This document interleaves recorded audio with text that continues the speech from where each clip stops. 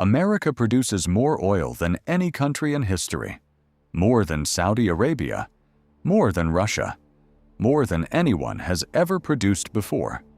So if that's true, why does it still cost so much to fill up your gas tank? Every time gas prices rise, politicians point fingers.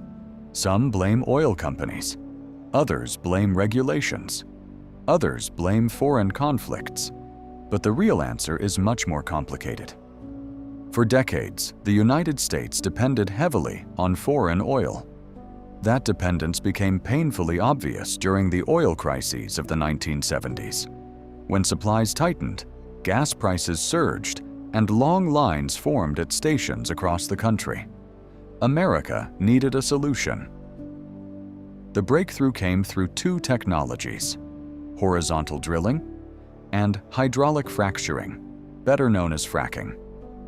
Together, these technologies unlocked enormous oil reserves that had previously been too expensive to access. Production exploded. Fields like the Permian Basin in Texas became some of the most productive oil regions on Earth.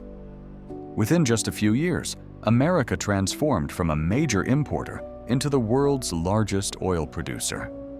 But that still didn't guarantee cheap gasoline. Most people imagine oil as a local product. Oil is drilled in Texas, refined in America, sold to Americans. Simple. Except that's not how oil markets work.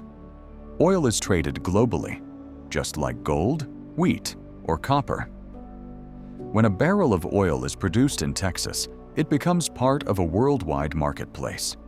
That means events happening thousands of miles away can affect prices here at home. A conflict in the Middle East, production cuts by major exporters, disruptions to shipping routes, sanctions on oil-producing nations. All of these factors influence the global price of oil. And because oil is globally traded, American consumers feel those effects even when domestic production remains strong. There's another important detail many people overlook. Oil and gasoline are not the same thing.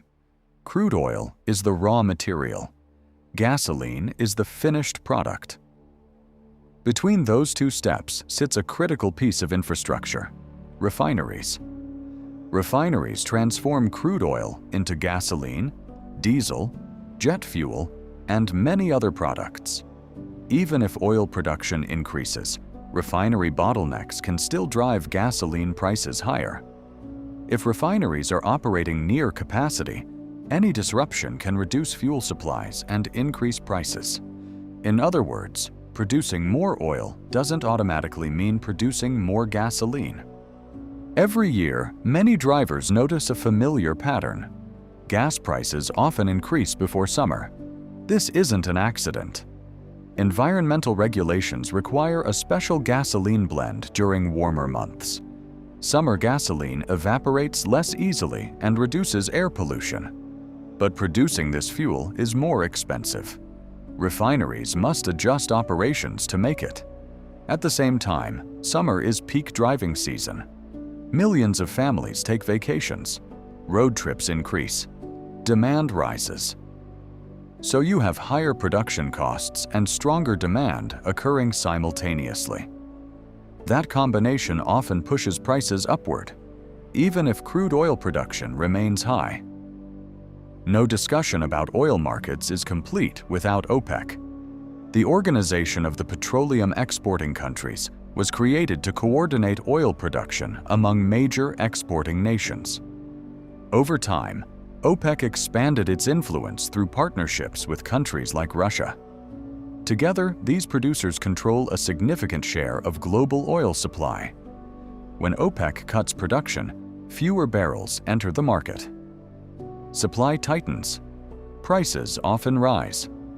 When OPEC increases production, more oil becomes available. Prices may fall. This means a decision made in Vienna or Riyadh can affect gasoline prices in Los Angeles, New York, or Dallas, even though America is producing record amounts of oil.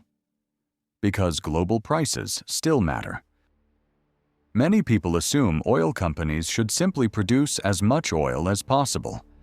But businesses are driven by profits, not production records. Drilling new wells costs money, lots of money. Companies carefully evaluate whether additional production will generate acceptable returns. If prices fall too low, drilling activity often slows. There's another factor: investors. After years of aggressive expansion, many shareholders began demanding profitability rather than endless growth. As a result, many producers now focus on financial discipline. They return cash to investors instead of dramatically increasing production. This can limit how quickly supply grows, even during periods of high prices. Oil is one of the most strategically important commodities in the world. Because of that, geopolitical events can have enormous impacts. Wars, sanctions, political instability, pipeline disruptions, shipping attacks. Any threat to supply can trigger market reactions. And traders don't wait for shortages to occur. They price in risk immediately. Sometimes prices rise simply because markets fear future disruptions. This is why headlines from places like the Middle East, Russia, or major shipping routes can influence prices almost overnight, even if no physical shortage has occurred yet. So why does gasoline stay expensive even when America produces massive amounts of oil? Because gasoline prices depend on far more than domestic production. Oil is traded globally. Refineries create bottlenecks. Seasonal demand shifts consumption. OPEC influences supply. Companies prioritize profitability. And geopolitical events constantly reshape expectations. The result is a market far more complex than most people realize. The next time you see gas prices jump, remember, the answer usually isn't hiding at your local gas station.